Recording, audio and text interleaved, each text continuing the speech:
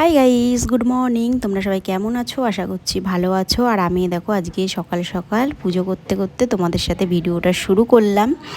আর আজকে আমার তাড়াতাড়ি স্নান হয়ে গেছে। আর এই দেখো আমি এখানে মহাদেবের মাথায় একটু দুধ গঙ্গা জল ঢালছিলাম, যেহেতু আজ নীলের পুজো ছিল সেই কারণে।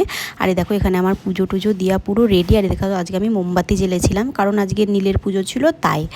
তো এই দেখো তারপরে হলো এইটা হলো আমাদের বারোয়ারির যেই ঠাকুরটা, মানে শিব পার্বতী যেটা মেন পুজো হয়, সেটা হলো এই ঠাকুরটা। আর যারা আগের পুরনো ভিডিও দেখেছো তারা তো এর আগেও দেখেছো। আর এই দেখো রাত্রিবেলা কিন্তু এখানে আগুন খেলা কাটা খেলা শুরু হয়ে গেছে। আর এই দেখো যে আগুনটা জ্বলছে, ওই আগুনটা লিবলে কয়লা হলে তবেই এখানে আগুন খেলাটা শুরু হবে।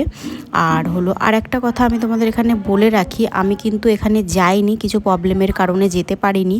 এখানে কিন্তু হলো আমি আমার একটা ভাইকে ফোন করে বলেছিলাম ভিডিওগুলো করে পাঠানোর জন্য, যেহেতু তোমাদের সাথে শেয়ার করব সেই কারণে। তো এই দেখো এখানে তো আগুন খেলা শুরু হয়ে গেছে। তো আগুন খেলা তো শুরু হয়ে গেছে, দেখতেই পাচ্ছ তোমরা।